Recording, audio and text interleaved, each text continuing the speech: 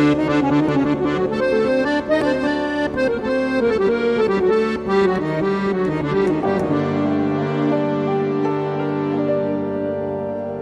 kita kembali ke Juragan Podcast dan saat ini kita akan berbincang-bincang dengan Ibu Sylvia, Bu ya.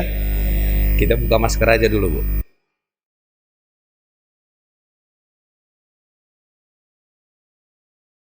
Iya. Udah lama di Batam, Bu Sylvia? Kita sudah dari tahun 1998. Oh, lumayan ya. Jadi dulu waktu di sini aktivitasnya apa? Pertama, ya kebetulan ibu rumah tangga. Kebetulan kan bapaknya anak-anak pindah dari Jawa. Oh, dulu dinas Jawa mana? Jawa mana, Bu? Di Semarang, Jawa Oh, Tengah. Jawa Semarang ya. Iya betul. Oh. Terus beliau udah petugas di Singapura. Saya kalau di Singapura kan nanti nggak bisa ngapa-ngapa ya, belum punya link. Jadi di Batam masih pengen yang di Indonesia, itu yang paling dekat sama Singapura. Akhirnya pindah ke Batam. Saya dengar-dengar Ibu pernah juga sini ngurusin model ya?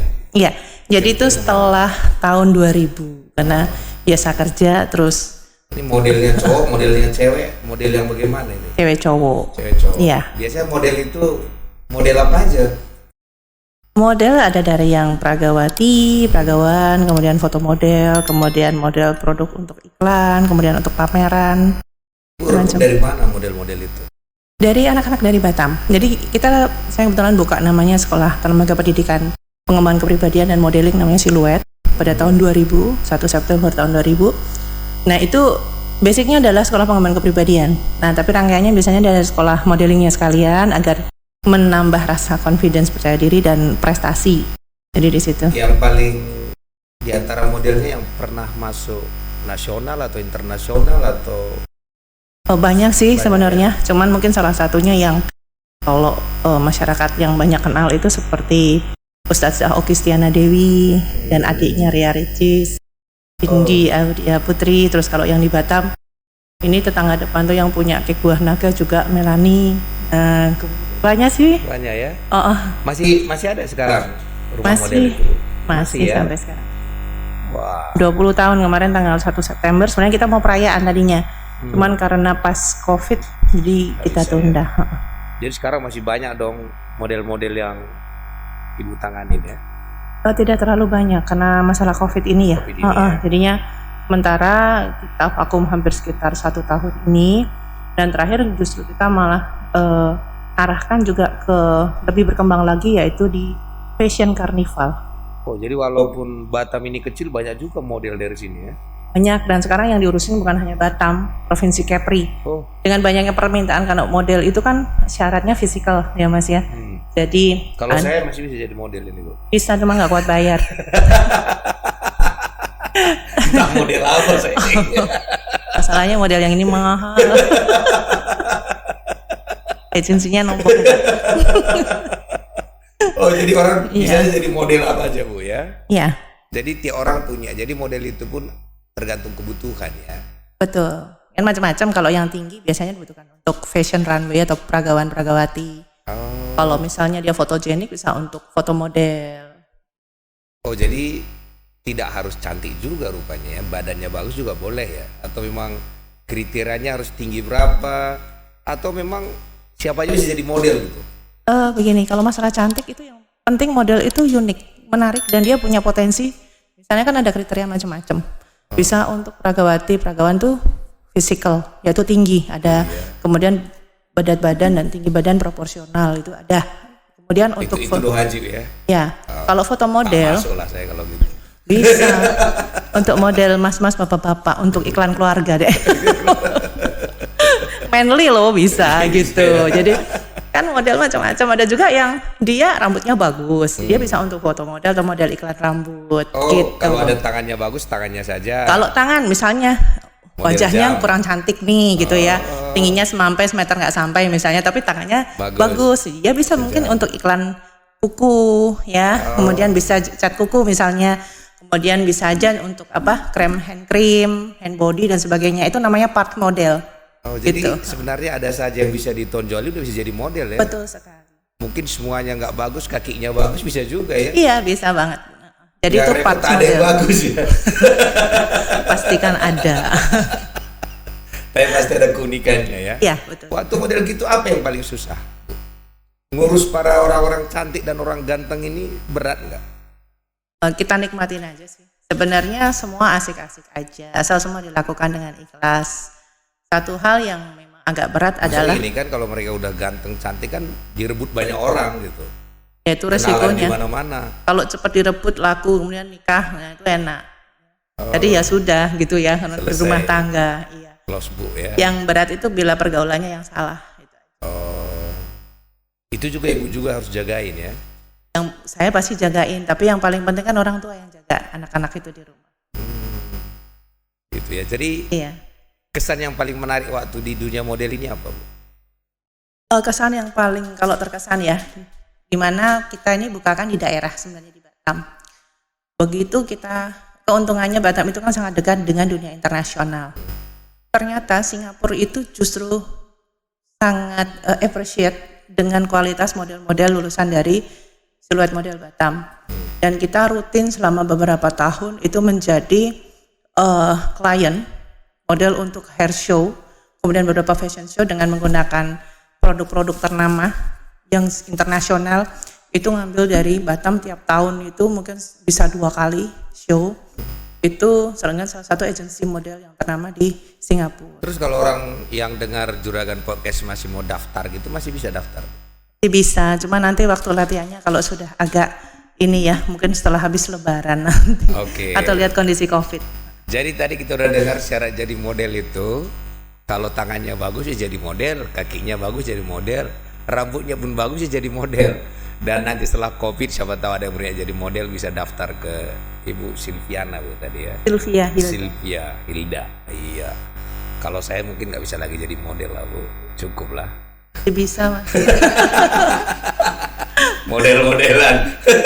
Oke, jadi Family model jangan salah. Oh, family Mas Jo model. misalnya berkeluarga nih sama Family model. anaknya, sama istrinya.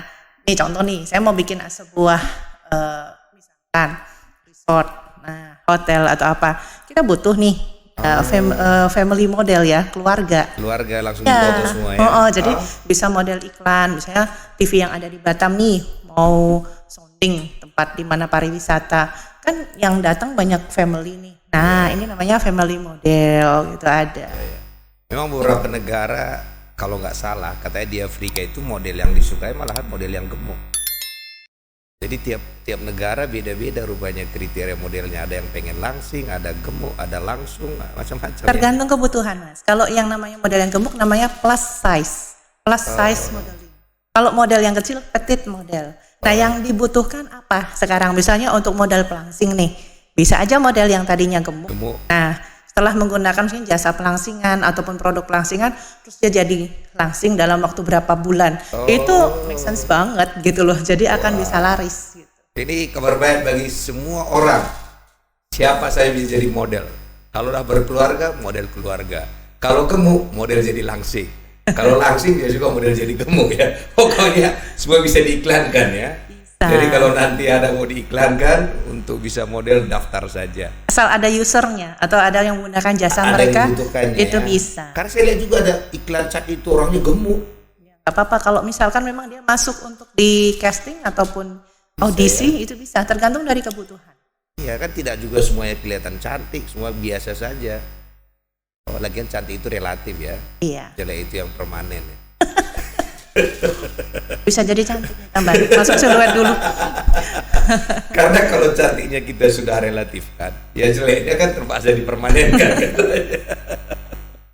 Oke, kalau sekarang aktivitas Ibu selain itu apa lagi kira-kira? Kalau aktivitas yang sekarang ini adalah masih support untuk di bidang pengembangan pariwisata. Jadi mungkin kalau masyarakat dulu namanya yang di Batam taunya Siluet Model. Jadi itu adalah lembaga pendidikan dan sanggar yang kita dirikan. Lembaga pendidikan, kursus dan juga agensi model.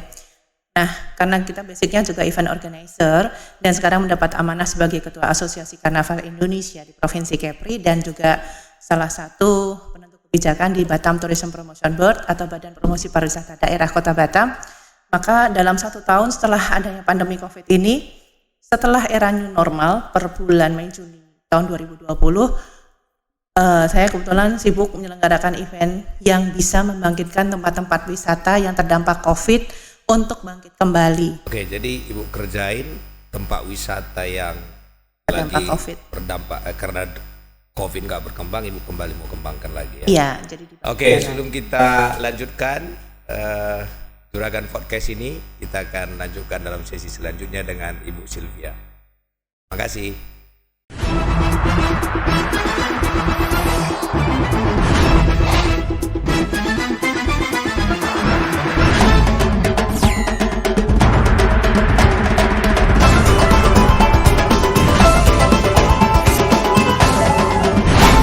Oke, kita kembali ke Juragan Podcast dengan Ibu Sylvia. Dan tadi kita ngomong-ngomong, bisa juga ada apa Bu tadi, glamour camping.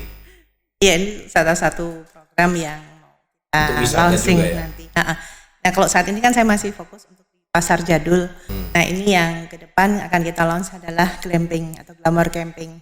Nah, itu apa itu glamour camping? Glamour camping itu adalah camping dengan suasana yang berbeda ya. Jadi ada tematik yang akan kita buat dengan segmen-segmen ya tentu. Sebenarnya harga-harganya juga sama dengan di hotel. Hanya saja karena sekarang kan orang juga kadang takut ya nginep di hotel. Kita maunya suasananya yang alam. Jadi yang lagi laris juga sekarang wisata itu adalah alam. Gitu. Kembali ke alam. Nah, ini yang mau kita bikin dan kita perkenalkan glamour camping ini ke masyarakat. Kalau yang jadul itu apa sih? Kalau Pasar Jadul itu sebenarnya sudah plan itu sudah lama ya Mas, sekitar 3 tahun yang lalu. Jadul itu singkatan dari? Ya, jadul itu zaman dulu itu kan, jadi jadi tempo dulu. Apakah warungnya juga zaman dulu semua atau Iya, gimana? suasananya seperti tempo dulu, makanannya tradisional seperti tempo dulu dengan kemasan, penyajiannya juga. Dan itu adalah Di wisata. mana Ibu sudah buat di Batam ini? Pertama-tama kita buat di kawasan wisata di hutan wisata yang ada di Kota Batam. Selanjutnya kita lanjutkan di 6 bulan. Jadi kita memang berganti karena kita memang roadshow. Tiap 6 bulan dia beda tempat. Iya, 6 bulan kita support tempat wisata yang terdampak COVID, misalnya yang sepi, kemudian juga sampai karyawannya ada yang dirumahkan dan sebagainya. Nah, yang kedua kita buat di agrowisata Jambu Marina.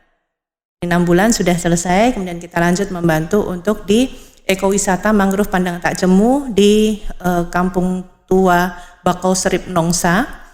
Kemudian tiap 6 bulan beda-beda pindah-pindah lokasi. Iya. Kemudian juga sekarang masih ambil juga untuk yang di Marina Las Vegas, yang dulu kampung bulenya di Marina sebelahnya Waterfront City. Iya. Ya kan dulu bulenya banyak. Sekarang kan bulenya udah nggak bisa masuk, jadi sepi. Tapi jadul ini banyak juga peminatnya. Alhamdulillah banyak, malah dulu ya rame banget lah. Sampai sekarang juga masih rame. Oh, jadi yang terbaru kemana ini jadul ini Bu? Ini sekarang masih di Marina Las Vegas tiap hari Sabtu Minggu, dan kalau hari Minggu juga ada di Kampung Tua Bakau Serip Nongsa. Apa yang disiapkan disediain di situ? Jadi kita kombinasi, yaitu ada makanan kuliner tradisional Indonesia. Jadi yang pengen misalnya pecel asli yang rasanya benar-benar pecel Biasanya tradisional. berapa stand yang ada? Kita sekitar antara 10 sampai 20. Ya, sempat banyak banget juga gitu ya. Tapi sekarang kan sudah semakin banyak, alhamdulillah. Mungkin kenekatan kami itu sudah menjadi inspirasi teman-teman juga. Bahkan saya lihat di minggu mulai tanggal 28 nanti nih ada beberapa tempat lokasi wisata alam yang sama mengikuti program seperti kami.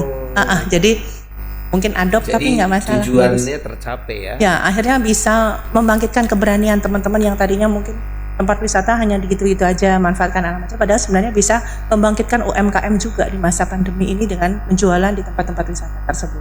Dengan program ini membuat yang lain juga termotivasi untuk Betul. melakukannya ya. UMKM juga, kemudian juga tim kesenian. Jadi dengan di situ ada suguhan kesenian. Jadi pariwisatanya panca indera, matanya bisa melihat hal yang indah dengan kesenian tradisional leluhurnya kita, mulutnya Biasanya juga bisa tradisi makan. dari mana aja ini? Baik dari Jawa, memang paling banyak dari Jawa ya, karena memang di situ kalau dari Jawa Tengah atau Jawa Timur itu keseniannya seperti kuda lumping, jaranan reog itu masanya banyak. Yang datang penarinya sendiri juga banyak dan durasinya lama. Gitu. Jadi bisa dari pagi sampai malam itu pun bisa full. Kemudian ada juga dari Betawi, kemudian dari Minang juga ada, macam-macam Mas. Jadi bisa dilihat, bisa makan, Iya, bisa didengar, komplit ya. benar. Yang dari Melayu juga ada. Jadi justru sebenarnya kita pengen sekali mengangkat budaya Melayu gitu ya. Pengennya nanti ke depan kita akan buat seperti festival tari atau bagaimana, Tapi cuman ini kita lihat pemerintah kondisi. dukung banget ya ini.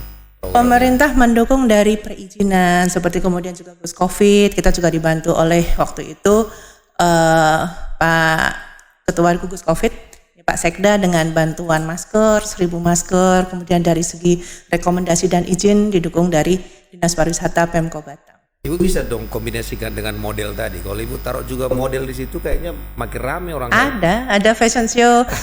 Besok hari Minggu ada, ya ada, tapi modelnya masih anak-anak. Nah, jadi kalau yang model remaja juga ada. Seperti kemarin kita adakan fashion carnival, kemudian photo session bakul jamu, gitu, pakai baju jamu zaman dulu. Makanya tuh lihat Instagram, lihat Facebook, kelihatan nih Bang Jongnya belum nonton ini. Orang udah heboh pasar jadul, ini baru tahu aku loh. Jadul saya. Iya. Iya. Oh jadi Ada. memang semua bisa disatukan di situ. Bisa, Ya? tapi kita bikin yang unik. Misalnya kita bikin fashion show ya. Waktu itu fashion show dengan busana kebaya yang memang kebaya jadul, tradisional, bukan kebaya modifikasi. Jadi benar-benar yang masih alami, dengan lurik, kemudian dengan kain batiknya. Itu sekaligus juga untuk mengingatkan kepada masyarakat bahwa tradisi ataupun budaya di Indonesia tuh indah, kaya banget gitu loh.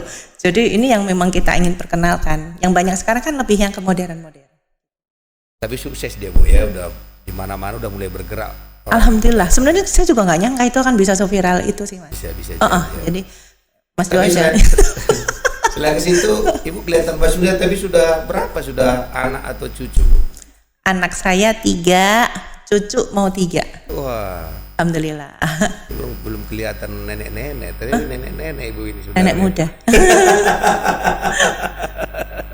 Semangat kumpul orang seni, kumpul sama dunia modeling, kita harus fresh. Harus fresh ya, Iya. kelihatan segar selalu Bu ya. Seger terus. Dulu ketemu sama Bapak di mana Bu? Di Semarang dulu Masih ingat kan? masih orang dia anaknya Pak RT di rumah saya di Semarang. Pacarannya dari SMP. Hebat ya. Oh, karena Pak RT dari SMP. Iya. Oh. Jadi Orang udah- Jawa bilang witing tresno jalaran ora ono sing liya. yang Tumbuhnya artinya cinta apa? karena nggak ada yang lain. Ketemunya itu mulu. Dari SMP sampai sekarang. Bu, Iya. ya. Luar biasa. Terus Ibu juga saya dengar-dengar pernah dulu calon ya. Iya. Nah itu gimana dulu cerita? Masih ada rencana untuk mencalonkan diri? Kita ngikutin aja. Kalau tugas dari partai ya pasti disuruh, karena saya sebagai wakil ketua DPD PDI Perjuangan ya punya tugas untuk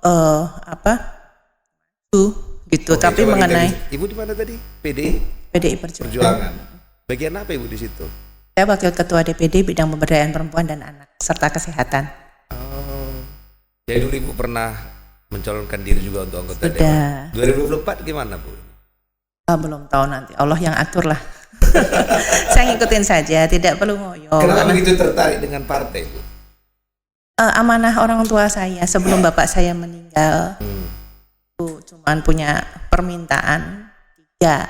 1 disuruh beli rumah dekat masjid, Nah, itu masjid, pasar, sama perpustakaan. Sudah saya penuhi. Yang kedua, bapak minta saya kuliah melebihi dari bapak saya, minimum sama. Kuliah di mana dulu Bu? Saya sekarang masih menyelesaikan tesis di London School of Public Relations di Jakarta. S2 berarti. Ya, S2. S1-nya di mana? Saya S1-nya ada di UII Jogja. Oh. S1-nya di Pajajaran, Oh iya. Bandung. Jadi udah apalagi yang diminta orang tua dulu setelah beli rumah, sekolah lebih tinggi daripada orang tua sekolahnya, terus apa lagi? Kemudian yang diminta dari bapak saya yang 3 adalah kalau bisa kamu jadi anggota dewan.